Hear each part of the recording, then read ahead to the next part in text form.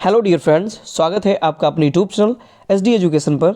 आज है 28 नवंबर 2024 और हम बात करने वाले हैं रेगुलर की तरह आज के most important current affairs question के बारे में। जैसा कि आप सभी लोग जानते हैं, हम अपनी इस वीडियो में जो भी आने वाले एग्जाम्स हैं उनमें करंट अफेयर्स के जो क्वेश्चन पूछे जाते हैं, जो क्वेश्चन पूछे जाने की संभावना रहती है, उन सभी क्वेश्चन को यहाँ पर कवर किया जाता है। तो अगर आप वीडियो पर पहली बार आए हैं तो शुरू से लेकर लास्ट तक पूरी वीडियो देखिए। वीडियो अगर पसंद आती है तो वीडियो को लाइक कीजिए, अपने दोस्तों के साथ वीडियो को अधिक से अधिक शेयर कीजिए और हमारे चैनल को सब्सक्राइब कीजिए। बढ़ेंगे आज के पहले प्रश्न की तरफ। तो आज का हमारा पहला प्रश्न है, हाल ही में किस राज्य के मुख्यमंत्री ने 27वें बेंगलुरु टेक शिखर सम्मेलन का उद्घाटन किया? तो ए ऑप्शन है उत्तर प्रदेश, बी ऑप्शन है कर्नाटक, सी ऑप्शन है असम और डी ऑप्शन है तमिलनाडु। तो इस प्रश्न का सही जवाब है ऑप्शन नंबर बी, यानी कर्नाटक राज्य के जो मुख्यमंत्री हैं उन्होंने 27वें बेंगलुरु टेक शिखर सम्मेलन का उद्घाटन किया है। बात करें तो कर्नाटक के मुख्यमंत्री हैं वर्तमान में सिद्धरमैया। इन्होंने 27वें बेंगलुरु टेक शिखर सम्मेलन का उद्घाटन किया। कब? 19 नवंबर 2024 को। और यह जो सम्मेलन हुआ ये एशिया का सबसे बड़ा तकनीकी सम्मेलन है। इस दौरान उन्होंने बेंगलुरु, मैसूरू और बेलगावी में 3 वैश्विक नवाचार केंद्रों यानी ग्लोबल इनोवेशन सेंटर्स की भी स्थापना करने की घोषणा की। और इस सम्मेलन में 15 से अधिक देशों के प्रतिनिधि मंडल भी भाग ले रहे हैं। अगले क्वेश्चन की तरफ बढ़ती है। अगला क्वेश्चन है हमारा, हाल ही में 50वें अखिल भारतीय पुलिस विज्ञान सम्मेलन का उद्घाटन किसने किया? यानी किसके द्वारा 50वें अखिल भारतीय पुलिस विज्ञान सम्मेलन का उद्घाटन किया गया? ए ऑप्शन है अमित शाह, बी ऑप्शन है नरेंद्र मोदी, सी ऑप्शन है द्रौपदी मुर्मू और डी ऑप्शन है राजनाथ सिंह। तो इस प्रश्न का सही जवाब है ऑप्शन नंबर ए, यानी अमित शाह जी द्वारा 50वें अखिल भारतीय पुलिस विज्ञान सम्मेलन का उद्घाटन किया गया। आगे अगर हम बढ़ें, डिटेल में बात करें तो गृह मंत्री अमित शाह ने 50वें अखिल भारतीय पुलिस विज्ञान सम्मेलन का उद्घाटन किया। कब? 19 नवंबर 2024 को। कहां पर? तो गांधीनगर यानी गुजरात के गांधीनगर में इसका उद्घाटन किया गया। और इस कार्यक्रम का जो आयोजन है वो पुलिस अनुसंधान विकास ब्यूरो यानी BPRD और राष्ट्रीय रक्षा शक्ति विश्वविद्यालय द्वारा संयुक्त रूप से किया गया है। नेक्स्ट क्वेश्चन की तरफ बढ़ती है। अगला क्वेश्चन है, हाल ही में किसने भारत के GSAT-N2 कम्युनिकेशन सैटेलाइट को लॉन्च किया? कम्युनिकेशन सैटेलाइट है, इसका अर्थ है नेटवर्क प्रोवाइड करने के लिए, नेटवर्क कनेक्टिविटी बेहतर करने के लिए ये जो सैटेलाइट है इसको लॉन्च किया गया है। और इस सैटेलाइट लॉन्च करने का जो उद्देश्य है वो दूर दराज के जो इलाके हैं जहां पर नेटवर्क की दिक्कतें रहती हैं, चाहे वो लद्दाख का एरिया हो, जम्मू कश्मीर का एरिया हो, वहाँ के कुछ ऐसे एरिया है, कुछ ऐसे क्षेत्र हैं जहाँ पर नेटवर्क कनेक्टिविटी जो है वो बहुत ज़्यादा वीक रहती है। तो वहाँ पर अधिक से अधिक नेटवर्क कनेक्टिविटी मजबूत करने के लिए इसे लॉन्च किया गया है। नाम है इसका GSAT-N2। और इसको लॉन्च किसने किया? तो स्पेस एक्स, ऑप्शन नंबर ए इस प्रश्न का सही जवाब हो जाएगा। स्पेस एक्स के द्वारा इस भारत के GSAT-N2 कम्युनिकेशन सैटेलाइट को लॉन्च किया गया है।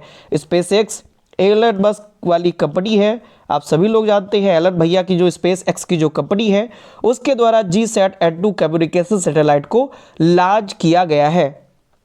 अगले पॉइंट की तरफ बढ़ते हैं। GSAT-N2 की लॉन्चिंग हुई सफल। डिटेल में इसके बारे में बात करें तो हाल ही में स्पेस एक्स ने भारत के GSAT-N2 कम्युनिकेशन सैटेलाइट को लॉन्च किया है। कब? तो 18 नवंबर 2024 को इसे लॉन्च किया गया। फॉल्कन 9 रॉकेट से इसे लॉन्च किया गया है और इसे 14 साल के मिशन के लिए बनाया गया है, यानी कि ये 14 साल तक वहाँ अंतरिक्ष में रहेगा और बेहतर कनेक्टिविटी जो है वो प्रदान करेगा। इस सैटेलाइट का जो वजन है वो 4700 किलोग्राम इसका वजन है, 4700 kg इसका वजन है। और यह 48 GB पर सेकेंड की स्पीड से इंटरनेट सुविधा प्रदान करेगा। इसी उद्देश्य से इसे वहाँ पर स्थापित किया गया है।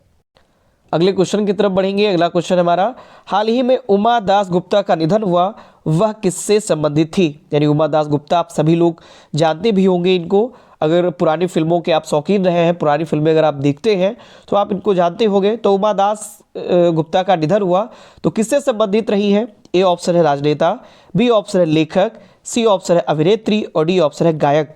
तो प्रश्न का सही जवाब है ऑप्शन नंबर सी, अभिनेत्री है उमा दास गुप्ता और इनका हाल ही में अभी निधन हो गया है। डिटेल में अगर हम बात करें तो आप यहाँ देख सकते हैं पाथेर पांचाली की एक्ट्रेस का निधन हुआ, उमा दास गुप्ता।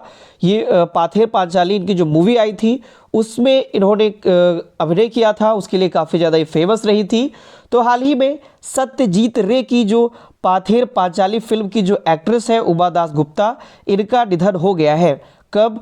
18 नवंबर 2024 को 84 वर्ष की उम्र में इनका निधन हुआ।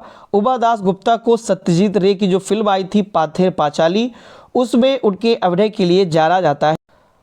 साल 1955 में पाथेर पांचाली जो फिल्म थी उसे सिनेमाघरों में रिलीज किया गया था और इस मूवी में उमा दास गुप्ता ने दुर्गा राय का किरदार निभाया था और इसके लिए काफ़ी ज़्यादा ये फेमस भी हुई थी। अगले क्वेश्चन की तरफ बढ़ते हैं। अगला क्वेश्चन है हमारा, हाल ही में किसे आंध्र क्रिकेट एसोसिएशन ने महिला क्रिकेट संचालन का मेंटर नियुक्त किया है? यानी किस भारतीय महिला क्रिकेटर को आंध्र क्रिकेट एसोसिएशन ने महिला क्रिकेट संचालन का मेंटर नियुक्त किया? तो ऑप्शन नंबर ए इस प्रश्न का सही जवाब हो जाएगा, यानी मिताली राज को आंध्र क्रिकेट एसोसिएशन ने महिला क्रिकेट संचालन का मेंटर नियुक्त किया है। आर्टिकल भी आप देख सकते हैं, Mithali Raj appoint mentor for ACA women's cricket operations.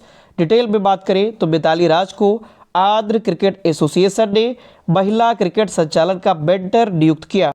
Mitali राज और आंध्र क्रिकेट एसोसिएशन के बीच में 3 साल के कॉन्ट्रैक्ट जो हुआ है 3 साल का, और ये 3 साल तक वहाँ की मेंटर नियुक्त रहेंगी। मिताली ने मार्च 2022 में अंतर्राष्ट्रीय क्रिकेट से संन्यास ले लिया था और इंटरनेशनल क्रिकेट काउंसिल महिला क्रिकेट यानी ICC महिला क्रिकेट विश्व कप में दक्षिण अफ्रीका के खिलाफ इन्होंने अपना आखिरी अंतर्राष्ट्रीय मैच खेला था। यानी 2022 में जब इन्होंने संन्यास लिया तो इनका जो आखिरी मैच था वो दक्षिण अफ्रीका के खिलाफ था और ये इनका आखिरी अंतर्राष्ट्रीय मैच था। अगले क्वेश्चन की तरफ बढ़ते हैं। अगला क्वेश्चन हमारा, हाल ही में अंतर्राष्ट्रीय पुरुष दिवस कब मनाया गया? यानी अंतर्राष्ट्रीय महिला दिवस होता है उसी तरीके से अंतर्राष्ट्रीय पुरुष दिवस भी मनाया जाता है। तो किस दिन ये मनाया जाता है? तो ऑप्शन नंबर डी 19 नवंबर को अंतर्राष्ट्रीय पुरुष दिवस मनाया गया। डिटेल में इसके बारे में बात करें तो हर साल 19 नवंबर को दुनिया भर में अंतर्राष्ट्रीय पुरुष दिवस मनाया जाता है।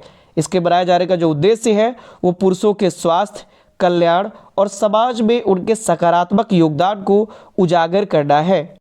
और इस वर्ष की जो थीम रखी गई है इंपॉर्टेंट है क्योंकि छोटी थीम है, पुरुष स्वास्थ्य चैंपियनशिप, इंग्लिश में मेंस हेल्थ चैंपियनशिप। ये इस वर्ष की जो थीम है वो रखी गई है।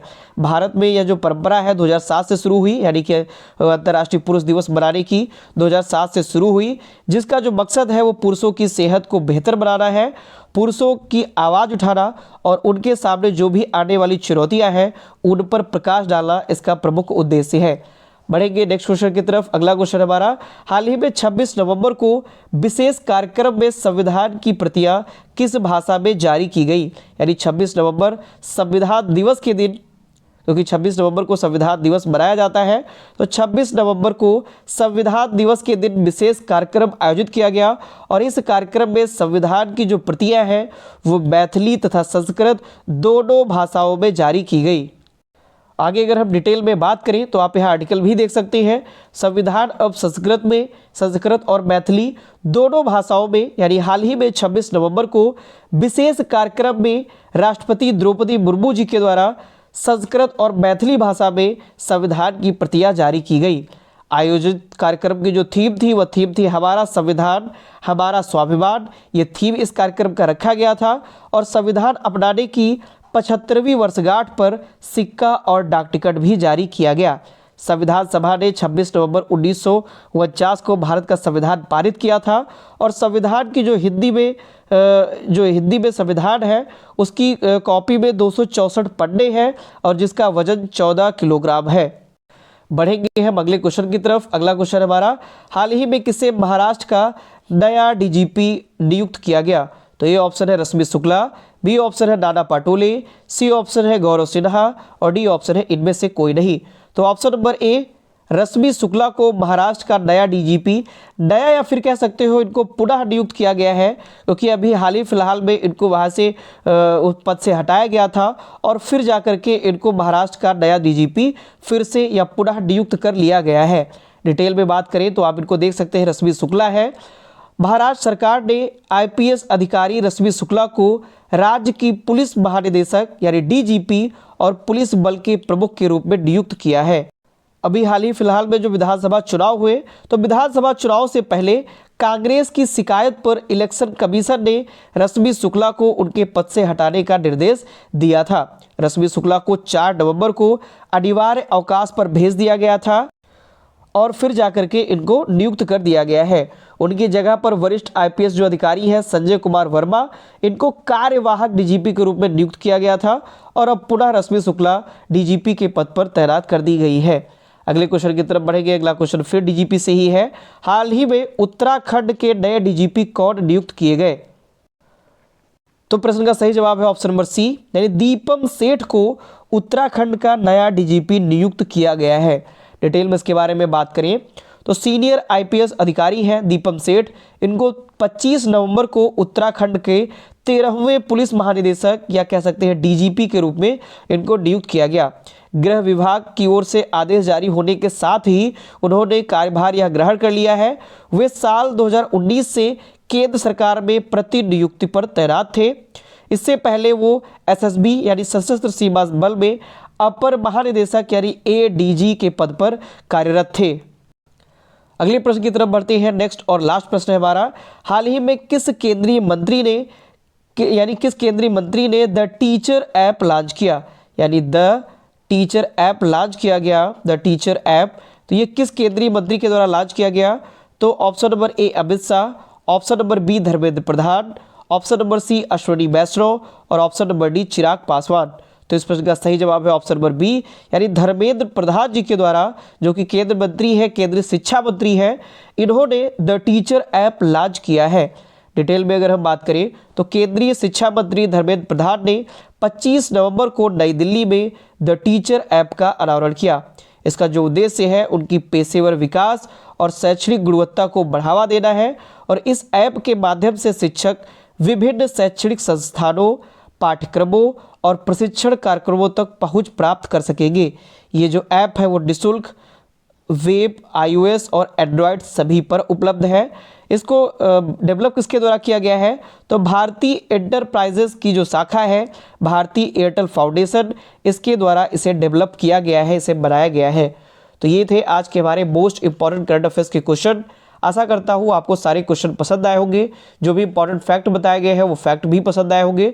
तो अगर आपको वीडियो ये पसंद आती है तो प्लीज़ वीडियो को लाइक करें और चैनल को सब्सक्राइब करें तथा वीडियो को अधिक से अधिक अपने दोस्तों के साथ शेयर करें। धन्यवाद।